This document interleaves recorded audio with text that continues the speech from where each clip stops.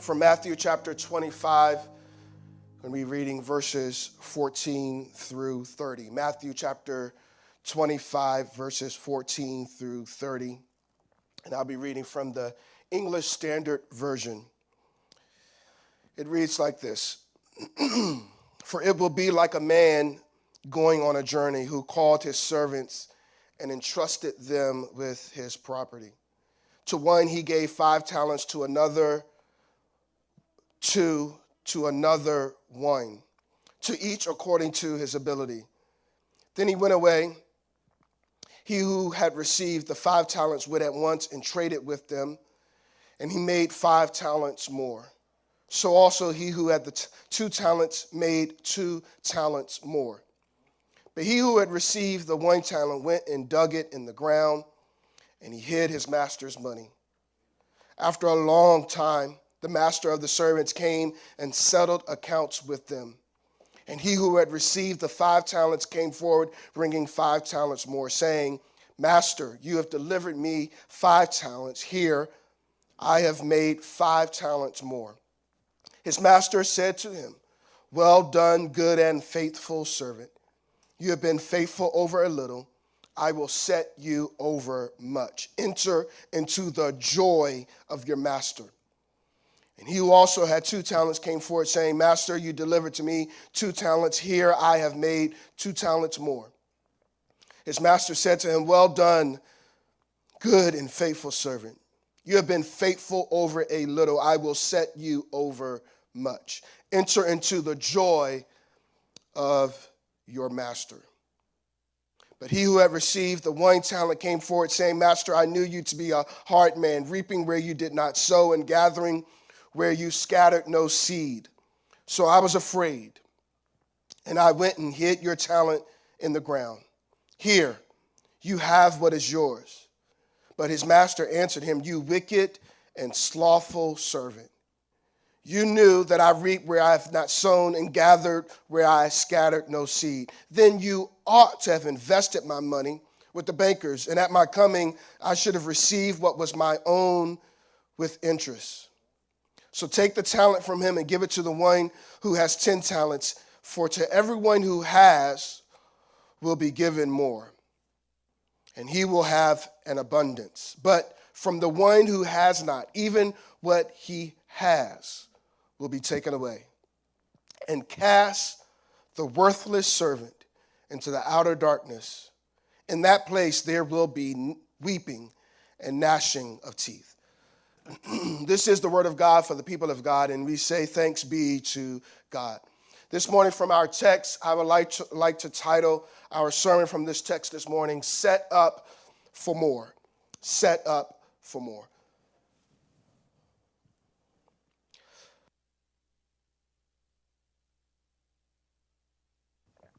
You all pray for me on this morning. On Thursday, October 26, 1967, 6 months before he would be assassinated, the Right Reverend Dr. Martin Luther King Jr. spoke to a group of students at Barrett Junior High School in Philadelphia, Pennsylvania. This is, after all, the weekend where we celebrate Reverend Dr. Martin Luther King Jr.'s birthday, so you all know how much I love him. You should not be surprised that we're introducing our sermon with him on this morning. In Philadelphia that day, he said he was going to give brief remarks to those junior high school students. Although remarks for a Black Baptist preacher are rarely, if ever, brief. But Reverend Dr. King asked the students a profound and thought-provoking question that day. He asked them this question: What is your life's blueprint? What is your life's blueprint? He used the metaphor of how when a building is being constructed, it is done so based on how an architect has drawn some blueprints. And the blueprints serve as the pattern and the guide for constructing a building. And because no well-constructed building can be built without a solid blueprint, Reverend Dr. King used his brief time that morning to suggest some things that these junior high school students who were beginning the process of building the structure of their lives, he suggested some things that they should begin to use as the blueprints of their lives. Interestingly enough, much of what he said that day dovetails with much of what we will learn from our passage this morning. But to begin our time together this morning, I want to quote one particular line from his speech that day. And I want you all to listen real closely to me as I quote this line that he gave to those students on that day. He said, "And I say to you, my young friends, doors are opening to you. Doors of opportunities that were not open to your mothers and your fathers. And the great challenge," he said, "facing you is to be ready to face those doors as they open." If you've been trekking with me over the past few weeks in these passages from this Olivet Discourse, I hope you know why I have referenced that quote from the Right Reverend Dr. Martin Luther King Jr.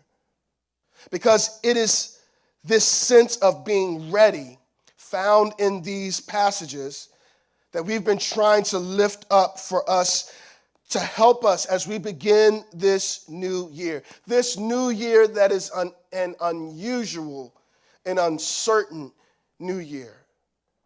And it is a new year that is filled with the unexpected. And over these past few weeks, we've done what I hope to often do, which is preach through large portions of Scripture, because I feel that it helps us to get at the true meaning of passages of Scripture as we read them in their original context. And so I hope that at least for some of you, you have taken note of how Jesus spends all this time in these verses, one parable after another, trying to reinforce this notion of readiness. Verse 42 of chapter 24, he says, "Therefore, stay awake, for you do not know on what day your Lord is coming." In verse 44 of chapter 24, he says, "Therefore, you must be ready, for the Son of Man is coming at an hour you do not expect." Readiness. Readiness even when we don't know what to expect. And as we embark upon this new year, even though things still feel uncertain, it doesn't feel much has changed from the end of 2020 to the beginning of 2021. Things are still quite unusual. And even though you and I don't know what to expect this year, I want to let you know this passage encourages us that we must stay awake and alert and be ready and prepared for what God wants to do this year. I am certain that we can expect more this year. I am certain that we should prepare for more this year. To quote the Right Reverend Dr. Martin Luther King one more time, I hope that you all hear his words, maybe not mine. Doors are opening, doors of opportunities. And the great challenge facing us is to be ready to face these doors as they open. And so as we prepare to look at a very familiar parable, some of y'all could preach it better than me. It's actually one of the last parables that's recorded of Jesus.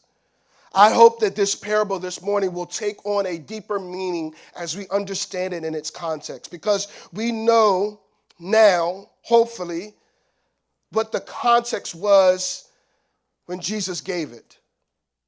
We know that Jesus has been reiterating this idea of readiness. Readiness in the midst of uncertainty of when he will return. And I hope you and I will take seriously his words this morning. Now that we know it comes right after Jesus has addressed the 10 virgins and that they should keep their lamps trimmed and burning and not to be caught off guard and unprepared. And now that we know that Jesus is using this parable to address the question that his disciples asked about when they should expect his return, And now that we know that Jesus has over and over again said that because no one knows when Jesus is going to return, that we need to be ready, I'm hoping that now we will heed his words in this parable. Because what's important to remember is that Jesus is coming back. He is coming back just like he said he would. And he is soon to come. And because of that, we must be ready. But also remember that Jesus, as he talks about readiness here, readiness for his return, it not only has eternal implications, but it has application for right now. Hear me, y'all. Readiness for Jesus' return sets us up for more even while we await his return. Readiness for Jesus' return will set us up for more while we await his return. Readiness for Jesus' return, it will set us up right now to be prepared for more even while we await his return.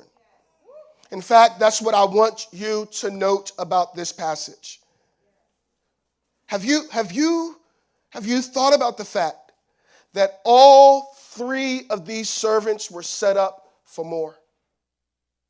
Don't miss this and don't skip over this. In this parable, this master sets all three of them up for more.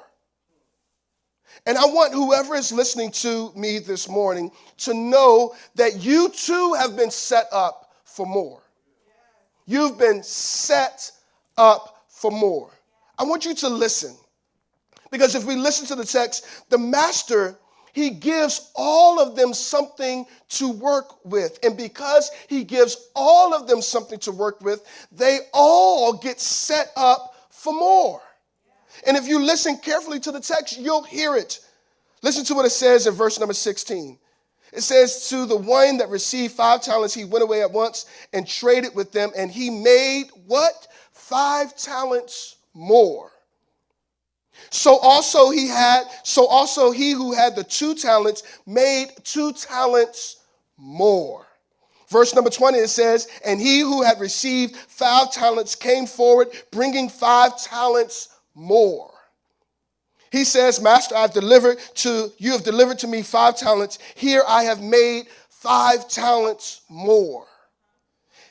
Then if you jump down to verse number 21, what does the master say to him? He says, well done, good and faithful servant. You have been faithful over a little, and I will set you over much or more. Y'all, verse number 22, the one who had 2 talents, he says, I have made 2 talents more. I wish y'all would say it with me. Verse number 23, it says, the master says, well done, good and faithful servant. You have been faithful over a little. I will set you over more. Y'all, this master gave all 3 of them something to work with. He set them all up to get more. But notice what the servant with 1 talent does. Instead of getting more, he brings to the master less than what the master gave him. See, you think that he brings to the master what the master gave him, but because he didn't even put it in the bank so that it would get some interest, he does not bring something that has appreciated. He actually brings to the master something that had depreciated in value. The master had set him up for more. All he had to at least do was put it in the bank so that it would get some interest. Can I tell you I'm guilty? My father, he always has bright ideas. Those of you who know my father, you know that. But for Christmas this year, he decided that for all of the children, he was going to give us money to invest in stocks. And so about 2 weeks after Christmas, my dad calls me, and he has my sister Tiffany on three-way, and they are talking about all the stocks that they are buying and the things that they are seeing that's a potential stock, and how much money they've already made by their investment. And guess what I did? I haven't done anything with the money. And now, as opposed to it appreciating some value, it has actually lost value. Listen, I know this may sound corny, but just work with me. If you don't appreciate what you have been given, it will depreciate in value. If you don't appreciate what you have been given, it will depreciate in value. But catch this. If you appreciate what you have been given, it will appreciate in value. See, the first thing that we need to know is that if we're going to be set up for more, and if we're going to make the best use of what God has given us, that we will have to begin by accepting and appreciating and acknowledging what it is that we have been given to work with. All of us have been given something to work with. All of us have been given something entrusted into our care to work with. Are you working with what you've been given to work with? I want y'all to hear Romans 12 and verse 6 from the New Living Translation. Listen to what it says. In his grace, God has given us different gifts for doing certain things well. So if God has given you the ability to prophesy, speak out with as much faith as God has given you. And if your gift is serving others, serve them well. If you are a teacher, teach well. If your gift is to encourage others, be encouraging. If it is giving, give generously. If God has given you leadership ability, take the responsibility seriously. And if you have been given a gift for showing kindness to others, do it gladly. Here it is that somebody needs to be reaffirmed that you've been given something to work with. And because you've been given something to work with, don't bury your gift. Don't hide your gift. Don't sit on your gift. Because God has placed something valuable inside of you. This passage says that the master called the servants together in verse number 14, and he entrusted to them his property. Somebody needs to know that God has entrusted to you his possessions, his gifts. He has deposited and he has entrusted it into your care. And so you have to value what God has deposited in you.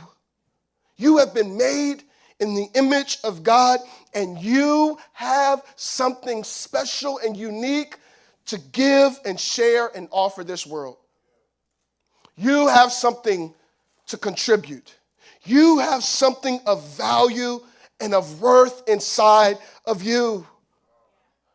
We have to accept and acknowledge and appreciate the gift that God has given us, no matter what size the gift is. It is said that a talent back then is worth approximately $6,000 today. We don't know for sure, but let's just go with it, all right? If it was $6,000, I don't know about y'all, but that's not anything to sneeze at. You give me $6,000, I will be real. Matter of fact, I might run around the church if you give me $6,000. And so here it is that we need to appreciate the gift that God gives us no matter the size it is. You may not have $12,000. You may not have $30,000, but you do have $6,000. And it is such a privilege that God would entrust you with that gift. Don't you underestimate and minimize the gift that God has given you. Don't you go burying it in the ground and sitting on it and hiding it such that it depreciates in value as opposed to appreciating in value. You have been entrusted with God's precious possessions. Don't squander it. Don't you dare underestimate it. God can do through you with your gift more than you could ever imagine. And so we've got to make the most out of what we have been given. If we're going to accept and acknowledge and appreciate what God has given us, we've got to make the most out of it. Listen, we may not like the size of our gift. We may not like what our gift is. We may not like the conditions in which our gift was given to us. And we may think sometimes, if I only had this, or if I only had that, if I had these conditions and the circumstances were just like I wanted to, then I would use my gift. I would do it gladly. But things are not like I want them to be. And so what do we often do? We bury our gift. We hide our gift. And opposed to appreciating so that it can appreciate in value, it depreciates. I love what the guy who has been given the 2 talents does. Y'all, the guy who has 2 talents, he doesn't have what the guy who has 5 talents has. But I love what he does. He makes the most of his gifts, even though he did not have what the guy who had 5 talents had. He didn't have the same resources that the guy who had 5 talents had. He could have been saying to the master, if I had as much as he had, I would do more with my 2. But he says, no, I'm going to make the most of the 2 that you give me. The second servant with the 2 talents, he catches my attention. Because although he didn't have as much to work with as the guy with 5 talents, he did not allow his circumstances to dictate a less than faithful effort. Y'all know how we do. We start complaining because we don't have as much to work with.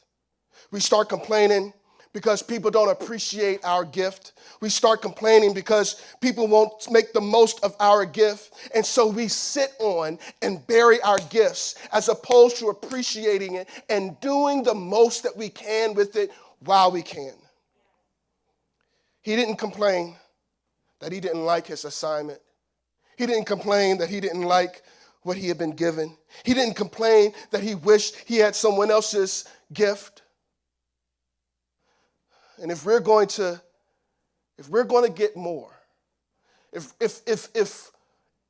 we're going to appreciate in value, we're going to have to know we've been set up for more and acknowledge and accept the fact that we have been given a gift and appreciate that gift. Y'all, God is expecting us to do something with what he has given us. God is expecting us to do something with that which he has given us. This master goes away, and when he comes back to settle accounts, he brings all of the servants, and he says, he's basically saying to them, what have you done with what I've given you? The expectation was that they would bring back more, that at least they could take it to the bank, that it would get some interest. I do want you to also know, though, so that I can encourage you, that you look to your gift and other people's gifts and your situation and other people's situation who have more resources. And you wish you had more. But I just want to let you know that the person who you think has more, they really don't have that much more. Because at the end of the day, all of us, all we have is just a few things. All we have is just a little bit. Do you remember what the master says to them when he comes back and they bring him the one with 5 talents and 2 talents? He says, well done, my good and faithful servant. You have been faithful over a few things. You've been faithful over a little bit. Here it is that sometimes we need to stop comparing ourselves because we don't realize we all have just been given a little bit. We all have just been given a few things. And when we get to glory and we look back, we're going to be like, oh, they really didn't have that much more than I did. It was just a little bit, yes, but here it is. You need to work the mess out of your little bit, because the gift that God has given you, it is more than just a little bit. We have all been given a little, but listen, in the grand scheme of things, we need to know that we all have just a few things. Don't look to somebody else and say, I wish I could have that. I wish I could have that. I know I'm guilty of it sometimes. I look to other people and I say, man, if I just had more of this, if I had more of that, if I had more of, yeah. But then I remember sometimes, though, that I'm so happy I don't have to deal with the headaches that the people that have more have to deal with. Because there is a cost with having more. When you have more is expected of you. So guess what? I'm going to be happy with my little bit. Because I'm going to remember that I have more gift than a little bit. And so I'm going to accept and acknowledge and appreciate the gift that God has given me. Somebody out there, you need to hear me when I say this. You have more gift than you realize. And you have been set up for more. You've been set up for more because God has trusted you with his precious possessions. God has put that gift inside of you. And when he put it inside of you, he was setting you up for more. I need to rush along because we need to know that as we've been set up for more, and as we acknowledge and we accept the fact and we appreciate the gift that God has given us, and we know that we've been set up for more, here it is that we have to know that when we realize we've been set up for more, that we have to be diligent during the delay. We have to be diligent during the delay. Verse number 15 says that the master went away. And then verse number 19 tells us that the master was away for a long time. Now, I hope y'all know what I'm about to say next, because it's the delay for me, folks. This passage again urges us to consider, what are we doing during the delay? Jesus is setting this up because he wants us to ask ourselves, what are we doing when we don't know what to expect? What are we doing when we don't know when to expect Jesus' return? What are we doing when we don't know when the doors of opportunity are going to come? He says, listen, what are you doing during the delay? And we have to be diligent during the delay. What does that mean? The first thing that it at least means is that we have to take the initiative. We have to take the initiative. It says in verse number 16, he who had received the 5 talents went at once. Immediately he went to work. Here it is that he knew that he had been given something to work with, and so immediately he went and put it to work. See, some of us, we got to just realize that we don't need to wait for instructions or directions or hearing from the Lord. We know what God has called us to do. We know the gifts that God has given us to do. We know the opportunities that God has placed before us right now. And so we need to just make it do what it do, baby.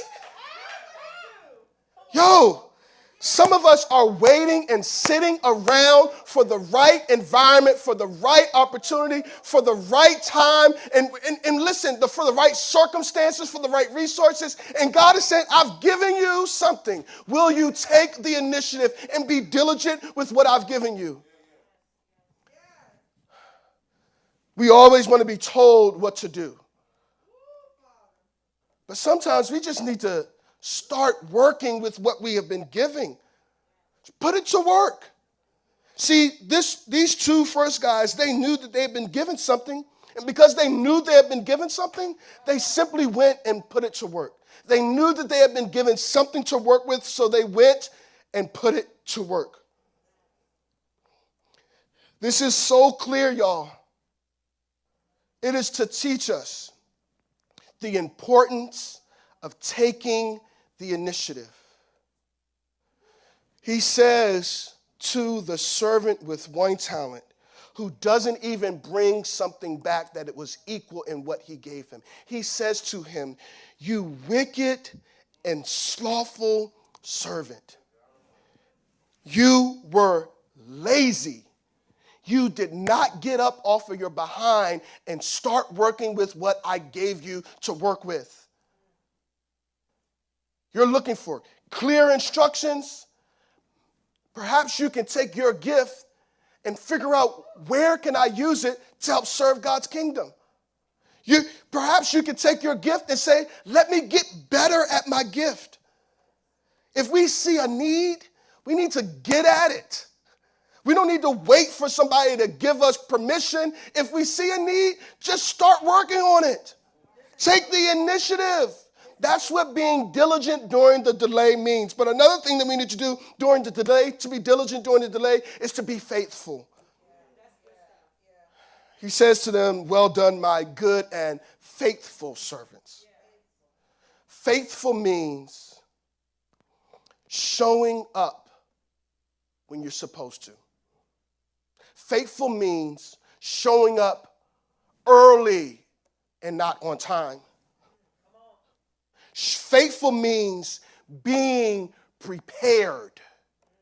If you know that people are expecting something from you, don't show up loafing and unprepared. Because here's the thing, y'all. Hopefully I don't get too far from my notes. But here's the thing, y'all, is that we don't realize that people are watching us. And they want to elevate somebody. They want to hire somebody and bring somebody on. But they're watching to see, can they at least show up early and prepared? But you know what too many of us do? We show up with the bare minimum. We are like the 5 virgins that did not bring enough oil. And so we show up and we give the bare minimum effort. Y'all, being faithful means, no, I'm not going to give the bare minimum. I'm not going to do just what's expected. I'm going to do more than what's expected. Some of us need to start sweating the small stuff, because that's what being diligent and being faithful means. It means not being negligent and sweating the small stuff, paying attention to the details. That's how you are faithful. In his speech to those junior high school students, Reverend Dr. Martin Luther King quoted Ralph Waldo Emerson. He says that the great essayist said in a lecture in 1871, if a man can write a better book or preach a better sermon or make a better mousetrap than his neighbor, here, even if he builds his house in the woods, the world will make a beaten path to his door. Listen, if you will give just a little more diligence to what God has given you, here it is, the world will knock down your door no matter where you are, because they know that you have something just a little bit better than others, because they can see that you have been faithful over what God has given you. People are watching to elevate you. People are watching to call you into a higher place. They want to be able to call on someone. They want to be able to delegate. They want to be able to do it. But have you made yourself available? Have you shown yourself to be faithful? I'm well out of time, so y'all got to pray for me. What do you do with the task that you have been given? Do you make the most out of the task that you have been given? Or do you complain that your assignment doesn't fit you? Or do you complain that the situation, the conditions, and the circumstances not like I would like it to be? Listen to the second servant again. The second servant, y'all, I love this one. I love the second servant. He gets the same response from the master that the servant with the 5 talents got. They both hear, well done, my good and faithful servant. Be faithful over your little bit. Another quote from Reverend Dr. Martin Luther King's speech, he says, and when you discover what you will be in life, set out to do it as if God Almighty called you at that particular moment in history to do it. Don't just set out to do a good job. Set out to do such a good job that the living, the dead, or the unborn couldn't do it any better. If it falls your lot to be a street sweeper, sweep streets like Michelangelo painted pictures. Sweep streets like Beethoven composed music. Sweep streets like Leontyne Price sings for the Metropolitan Opera. Sweep streets like Shakespeare wrote poetry. Sweep streets so well that all the host of heaven and earth will have to pause and say, here lived a great street sweeper who swept his job well. I want to encourage someone, be faithful. Stay diligent during the delay. Because sometimes you have to really remain diligent during the delay, because it is during the delay that we often lose hope. That our diligence and our attention to detail and our faithfulness and our showing up on time isn't mattering. Like no one is noticing. It is during the delay that it's often dark. And we're like, when am I going to see the fruit of all the investment that I've made, all the seeds that I've sown? When am I going to see? When am I going to reap?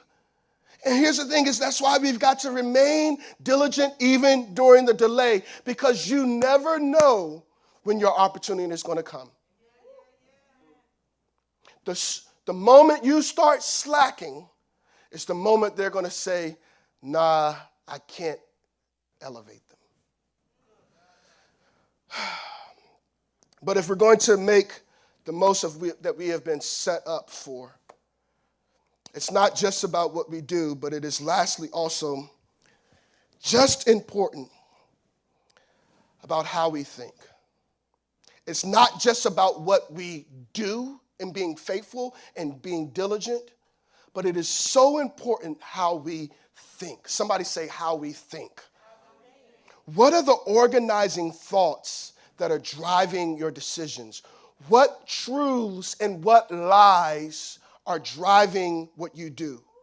What truths or what lies are you holding on to that is making you make the decisions that you're making? Because it's not just about trying to change behavior, but if God does not get in here and help you change what you're thinking, you'll only do it for a short period of time and you'll get tired. So you have to focus on what you are thinking about. A.W. Tozer, the great theologian, he says, what comes into our minds when we think about God is the most important thing about us. This guy with just the one talent, he says he thought that his master was a hard man, reaping where he did not sow and gathering where he does not sow seed, where there is no seed. And so he says, I was afraid. Do y'all hear him? Here are the things that are driving the decisions that he's making. It is all of these excuses about what he thinks about his master. And so he is paralyzed by fear because of the things that he is thinking in his mind about his master. You need to change what you think about your God and know that if God has given you a gift, he's given it to you, even though the circumstances may not be like you want it. He wants you to work the mess out of it while you have time. We get so stuck in our heads making excuses for why we haven't done what we know we're supposed to do. And here's the thing, as many times the excuses that we make, they make sense and they are justifiable. Matter of fact, we talk to our friends about it and they're like, yeah, that's true. Yeah, they not treating you right. Yeah, they should be doing more. Yeah. But listen, y'all, we gotta train our minds. We need to be renewed in our minds. Because we can allow not having the right resources to paralyze us and to cripple us from fear. We get crippled such that we don't want to do anything because we don't want to do anything wrong. We don't want to do it the wrong way. Listen, you learn from doing things the wrong way sometimes. Other day in the house, our son Grayson, he said, can I have some help, please? And lady, he said, boy, you can do it by yourself. He said, I don't want to get it wrong. She said, sometimes getting it wrong helps you to learn how to do it right. Y'all, what we really need to see here is that what we need to use to govern our decisions, the things that we need to think about, we need to think about getting to heaven and God our Father saying to us, well done, my good and faithful servant. He wants to see that you have been faithful, not perfect with it, but that you have gotten after it and that you have put it to work. Oh, I wish I had more time, but I don't. But I do have to mention that this guy with the one talent, it says that the master is going to cast that worthless servant into the outer darkness. In that place there will be weeping and gnashing of teeth. Y'all, we need to know that there is going to become a day of reckoning. There will be a day where Jesus is going to settle accounts. And he's going to see whether or not you lived your life really believing that he was coming again. If you believed your life that God had gifted you with something that you could not get on your own, he's going to see whether or not you truly believed. And listen, like I heard somebody say this week, you don't want to go through hell all your life to wind up in hell. What should govern our thoughts is hearing our master say, well done, my good and faithful servant. Well done. What we do or don't do, the risk we take and are afraid to take, our commitment to faithfulness are all directly correlated to what we think about God. We need to live in such a way that we realize we've been set up for more, that we appreciate the gift that God gives us such that it appreciates in value.